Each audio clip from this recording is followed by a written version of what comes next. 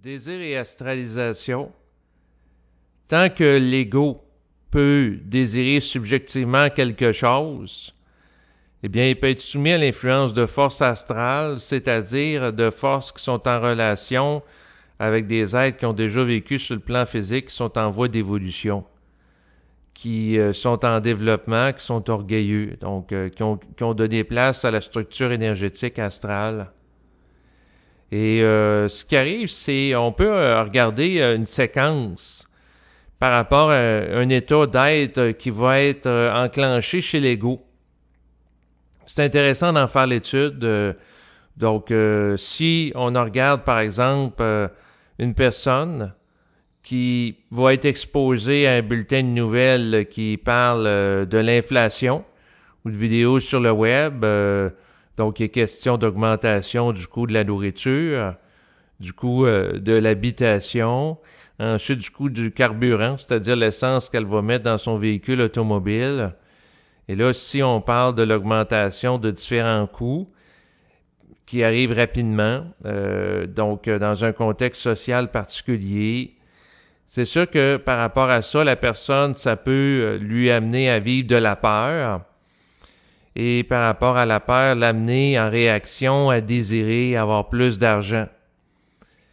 Et si la personne désire avoir davantage d'argent sous l'impulsion de la peur, qui peut être véhiculée dans son mental par rapport à une activité astrale, donc si la personne ne voit pas qu'elle est manipulée par l'astral pour désirer avoir davantage d'argent, en réaction à la peur que la situation se dégrade par rapport à l'avenir, c'est-à-dire qu'elle fait de l'anxiété d'anticipation, bon, ben à ce moment-là, elle est astralisée et le fait de vibrer à la peur fait qu'elle n'est pas disponible pleinement à la présence de son esprit, ce qui l'amène à ne pas être centrique et être dans un état d'anxiété par rapport à l'avenir.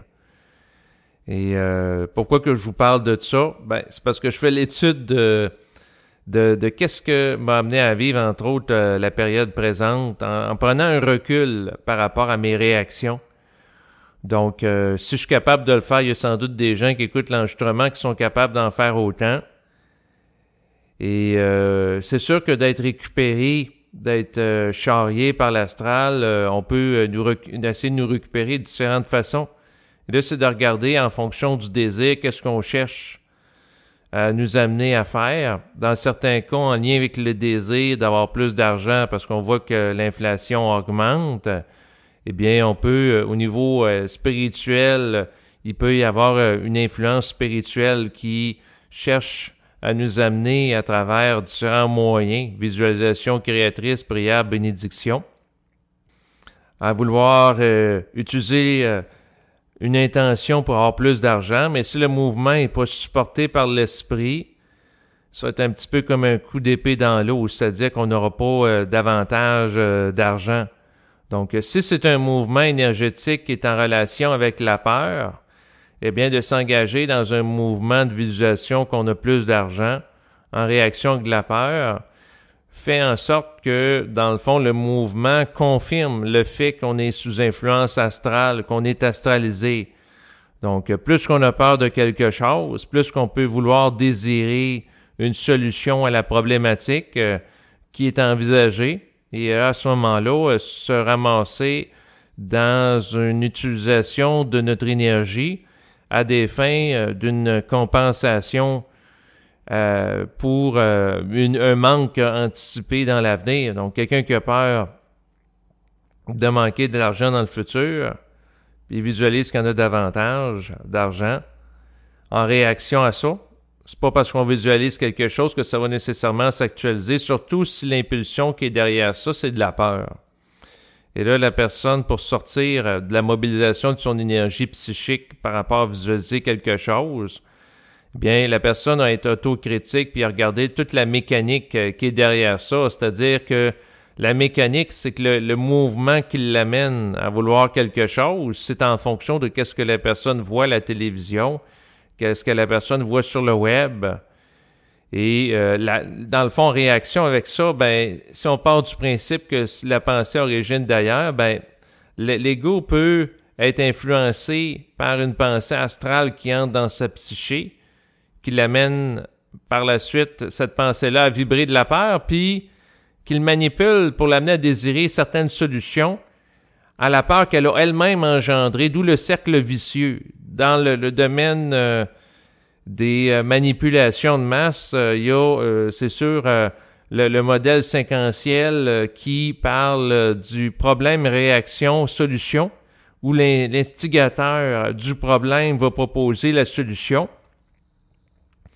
Et c'est sûr que l'astral, dans le fond, à travers le fonctionnement de l'économie, présente associé à l'involution, où il y a des périodes de croissance, des périodes de récession, donc la dimension cyclique en lien avec l'involution, parce qu'il n'y a pas de stabilité là-dedans.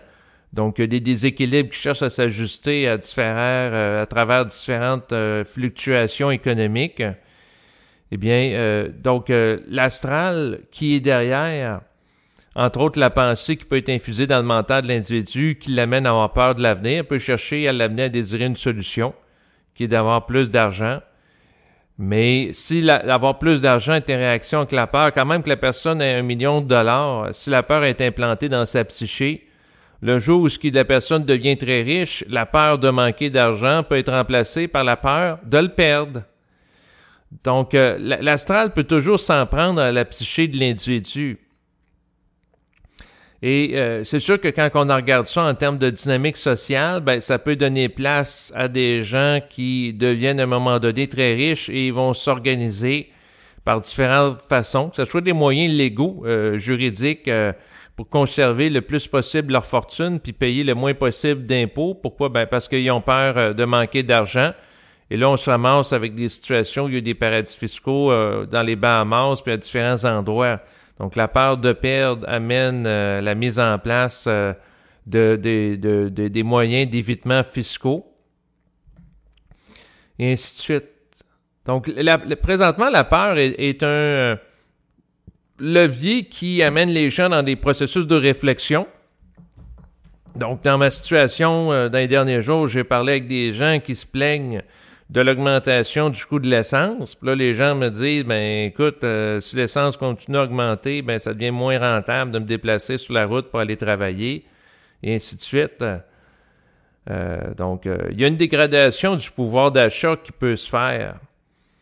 Donc, il y a des faits objectifs qui peuvent amener les gens à vibrer à la peur, mais ce qu'il faut regarder, c'est que de vibrer à la peur ou d'entretenir ça, c'est pas ça qui donne accès à des solutions créatives. En fait, si la personne est confrontée à une dégradation réelle, une dégradation qui peut se constater objectivement de son pouvoir d'achat, la personne peut poser la question intérieurement à l'esprit, est-ce qu'elle a quelque chose à faire? Et si ça y répond intérieurement qu'elle a moins à consommer, puis ça y indique, ben regarde, vos restaurants moins souvent, bon, ben la personne a là à faire ça. Mais elle n'a pas nécessairement à faire davantage, c'est-à-dire réfléchir à la possibilité que, dans le fond, dans les prochains mois, il va y avoir des famines, des milliers de sans-abri, ainsi de suite, là, ouais.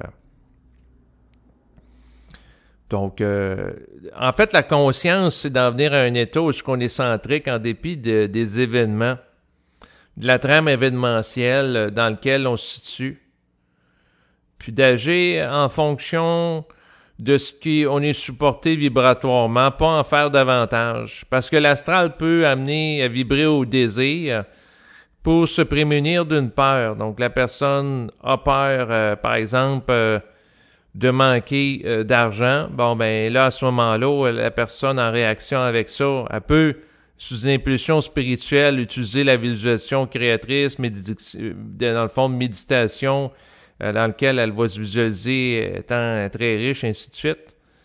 Ce que certains vont appeler là, la pensée positive.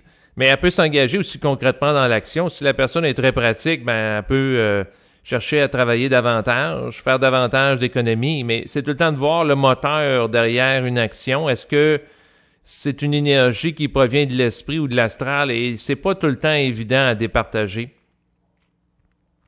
Parce qu'une même action peut être commise par un individu sous une impulsion de l'esprit, puis un autre sur le plan astral. Donc, la personne, par exemple, qui se met à dépenser moins parce qu'elle a peur de manquer d'argent dans l'avenir, donc la peur de difficulté d'arriver, c'est sous l'impulsion de l'astral, ben à ce moment-là, c'est pas pareil que si la personne dépense moins sous l'impulsion de l'esprit. Extérieurement, on peut avoir deux personnes qui dépensent moins, mais ce qui fait la différence entre les deux, c'est l'état psychique dans lequel chacune d'entre elles se trouve.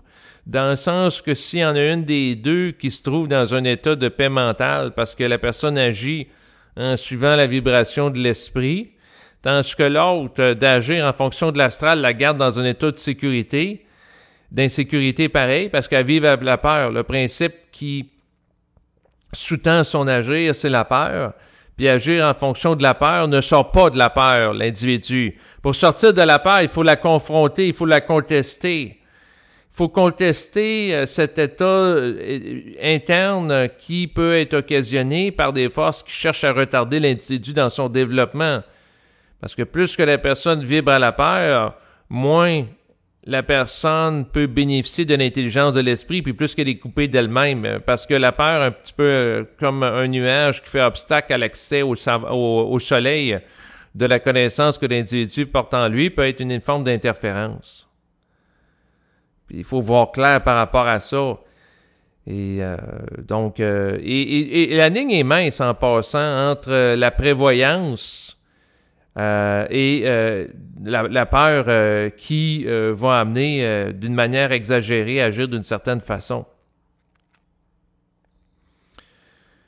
Puis, c'est sûr que par rapport à la peur, la peur, on pourrait faire un enregistrement facilement qui dure plusieurs heures, là, juste en faire l'étude. Notre civilisation en Occident, par rapport au bulletin de nouvelles, fonctionne essentiellement à partir de la peur. Donc, ce qui attire l'attention des gens, c'est les nouvelles sensationnalistes qui occasionnent de la peur.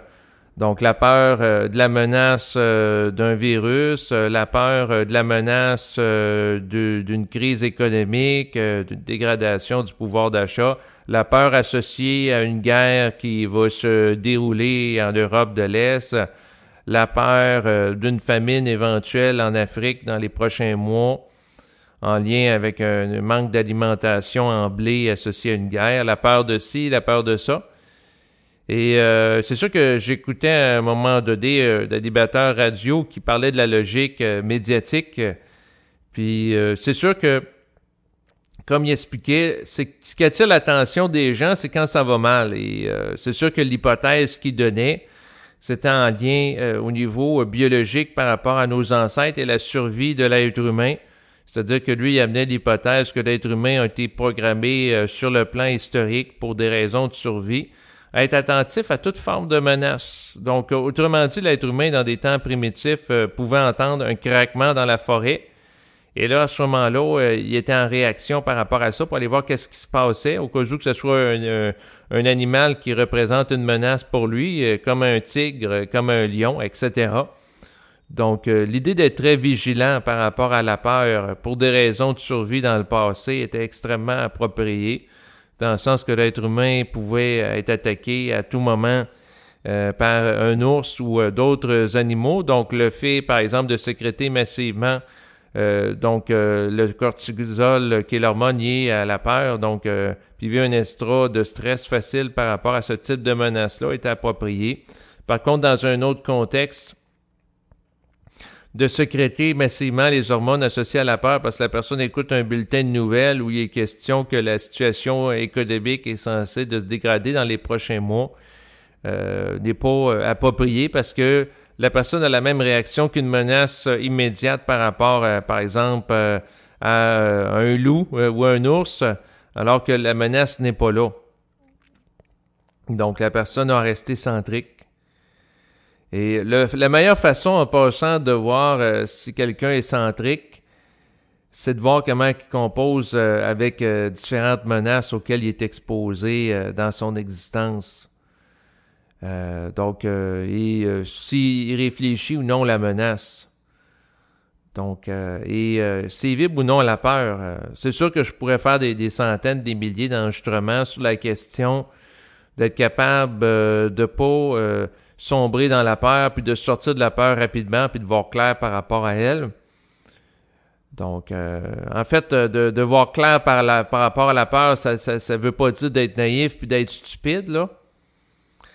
C'est pas de nier une réalité qui se passe, dans le sens que si une situation où l'inflation augmente, c'est un constat, il y a des éléments concrets, par exemple le prix associé à l'essence qui augmente, c'est pas de nier les évidences ici qu'il est question, mais c'est plutôt d'observer qu'en dépit, par exemple, de l'augmentation de l'inflation, que la personne vibre ou non à la peur par rapport à ça, c'est que ça change son état d'être et dans un certain cas, la personne dilapide ses énergies qui pourraient être utilisées autrement créativement pour faire face à la situation d'une manière différente.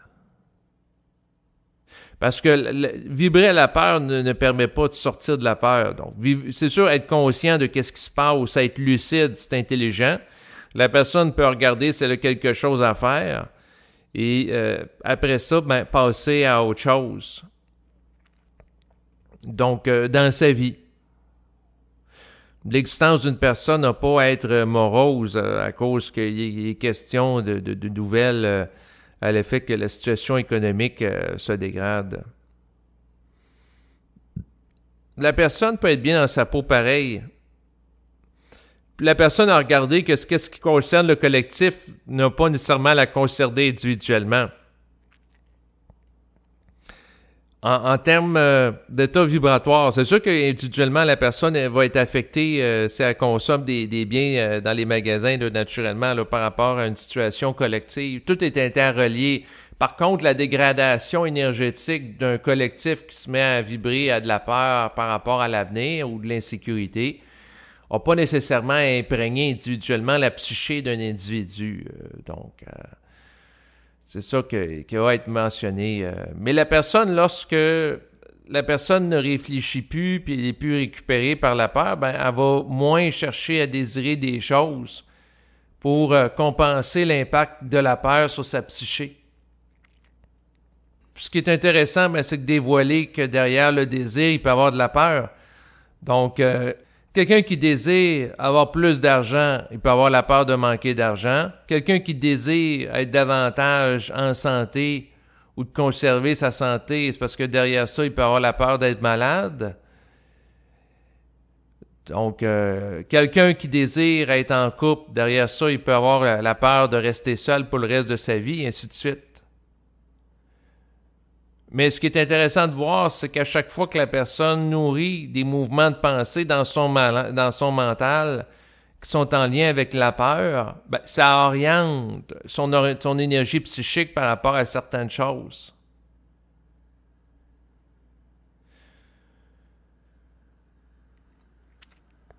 Mais c'est sûr que certaines choses peuvent être orientées aussi par l'esprit en termes de comportement. Donc, quelqu'un peut prendre soin de sa santé en s'entraînant physiquement parce que la personne cherche tout simplement à actualiser la vibration de son esprit, tandis que si la personne vibre à la peur d'être malade, ce qui fait en sorte qu'elle va s'entraîner physiquement, là, c'est une contre-motivation. C'est une contre-valeur qu'on pourrait dire. Mais j'aime pas le terme valeur parce que je trouve qu'il y a une plus grande fixité derrière le principe de la valeur que derrière le principe énergétique de la volonté. Donc, agir en fonction d'une valeur, c'est agir en fonction d'une forme auquel on donne de l'importance. Tandis que agir en fonction d'une vibration, c'est agir à partir d'un élan énergétique qui prévaut à la naissance de la valeur par la suite.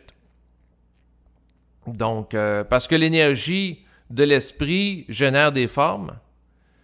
Donc, quelqu'un qui agit en fonction de la valeur de la liberté, ensuite de la santé, c'est des formes qui ont été constituées dans le passé par l'esprit. Mais si on agit en relation avec la forme que représente une valeur, au lieu du principe fondamental qui occasionne des valeurs, là, c'est sûr qu'il y a plus de risques d'être récupéré par l'astral. Donc, c'est ça qui est à mentionner.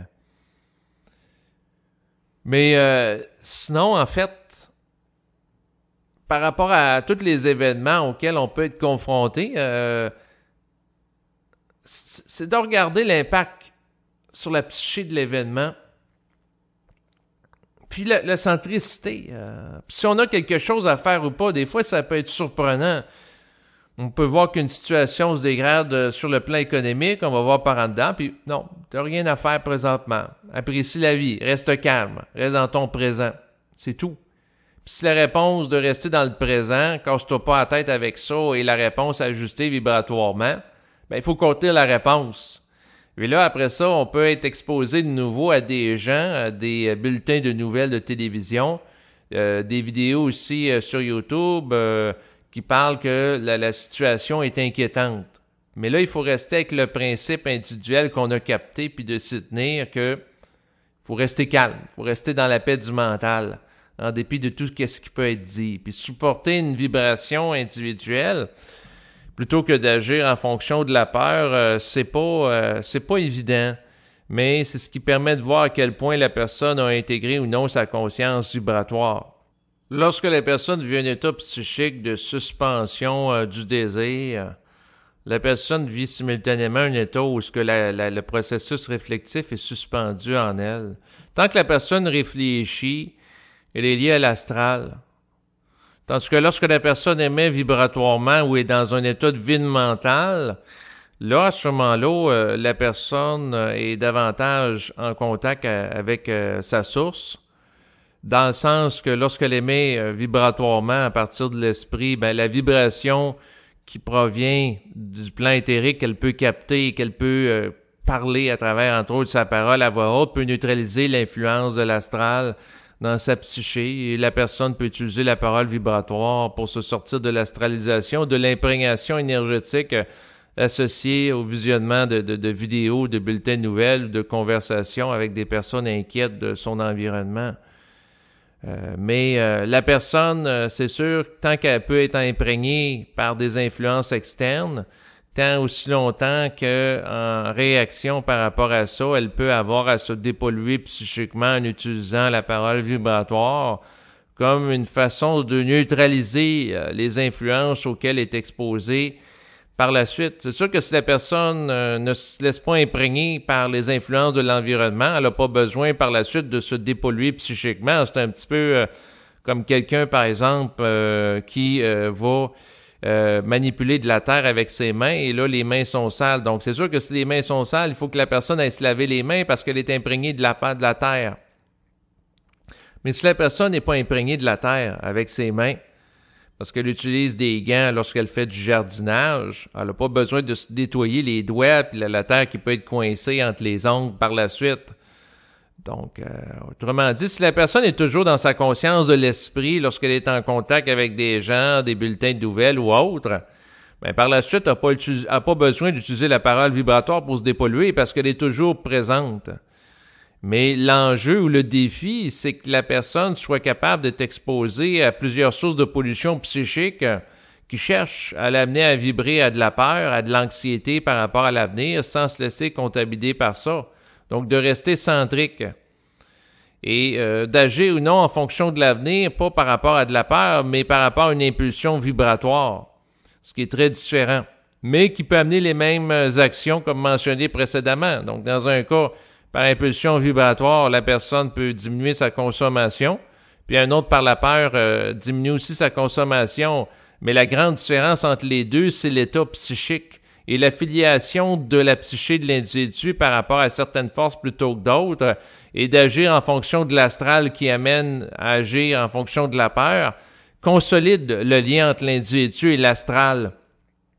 Autrement dit, c'est comme avoir un pacte occulte avec une entité qui, à force de lui donner de l'attention, son emprise sur soi augmente. Donc, quelqu'un peut être astralisé parce qu'il a peur de l'avenir. Il se met à dépenser moins, puis par la suite, l'entité lui fait encore peur. Puis la personne a peur qu'il y ait une crise sociale majeure. Fait que là, la personne peut devenir survivaliste. Et à ce moment-là, étudier des techniques de survie. Ensuite, elle peut avoir encore davantage peur sous l'influence de l'entité, parce qu'à chaque fois que la personne vibre à de la peur, eh bien, elle va générer un état qui va nourrir l'entité et qui va lui donner de l'importance. Donc, à un moment donné, la pente fatale associée à la peur, ben, la personne peut avoir peur d'une guerre civile, puis la personne peut se procurer des armes.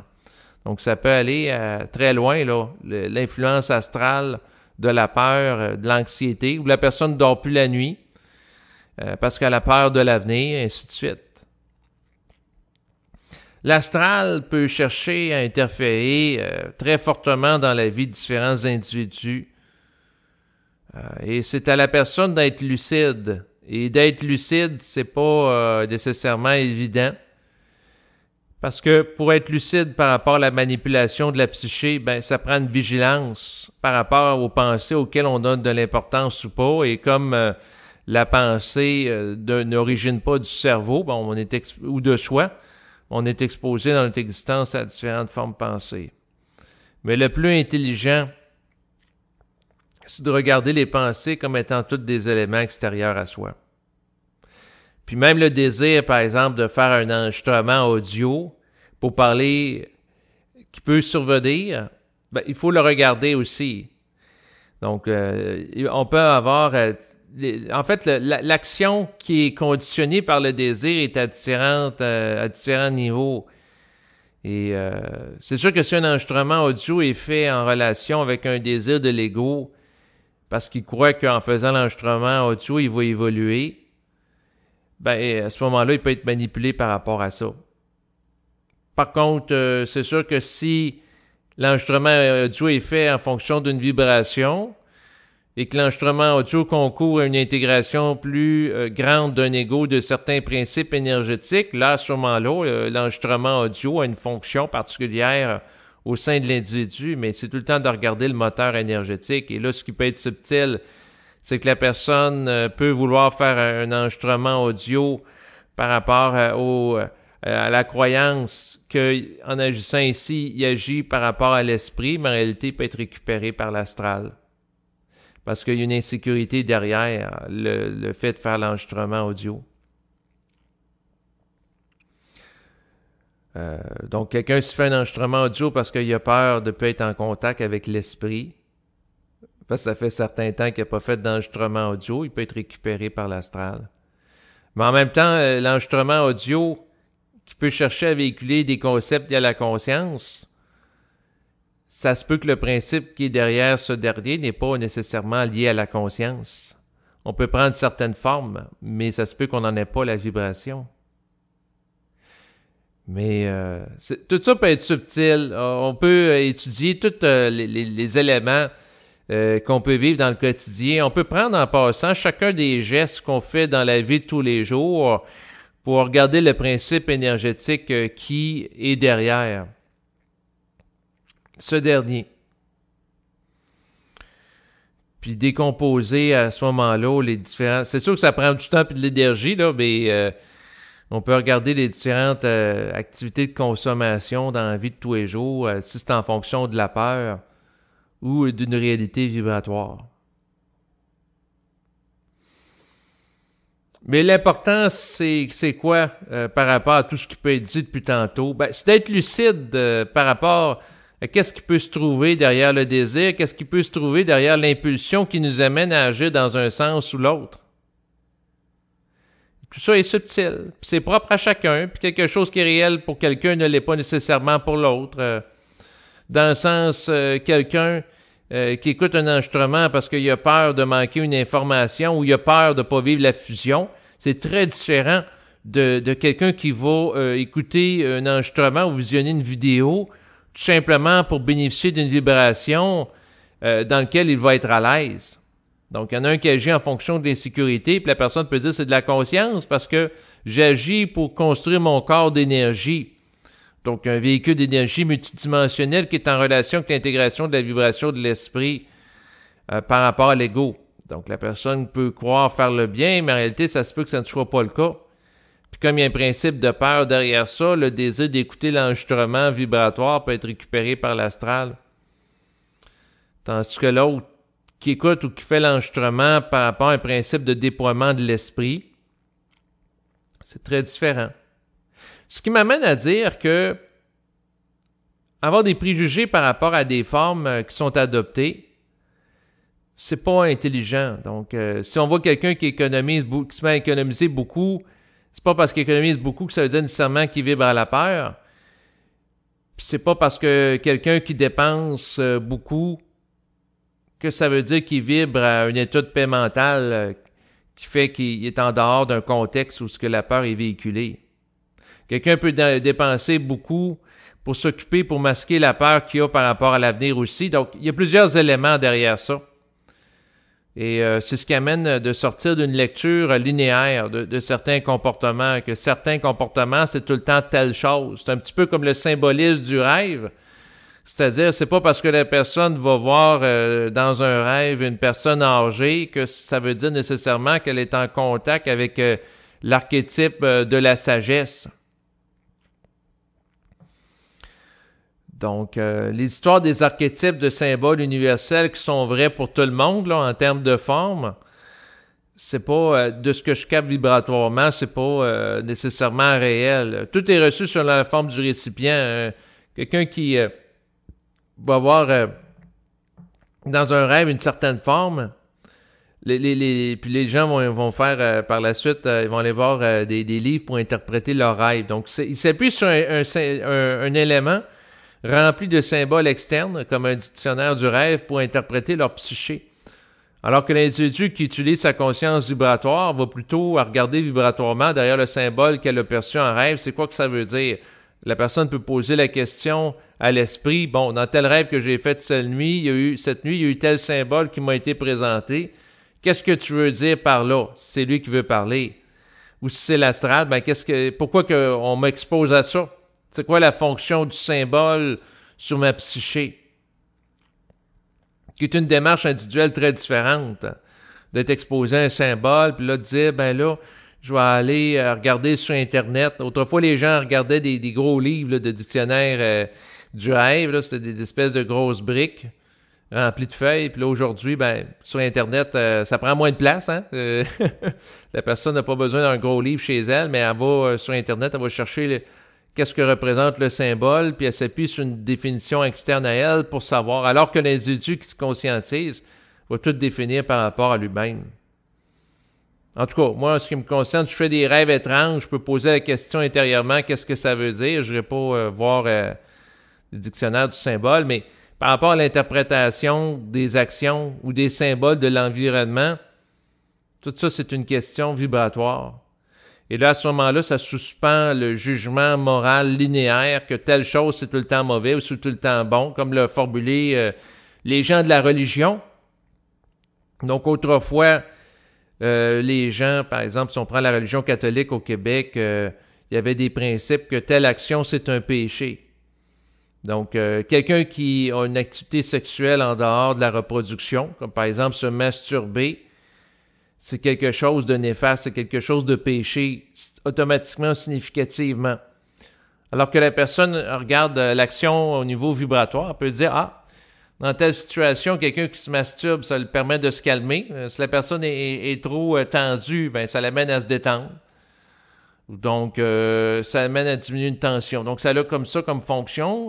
Donc, ça peut avoir une utilité. Tandis qu'une autre personne, s'il se masturbe compulsivement plusieurs fois par jour, à ce moment-là, cette activité-là le met en relation avec une astralisation qui détourne de ses énergies, alors qu'elle pourrait être mobilisée créativement pour faire autre chose.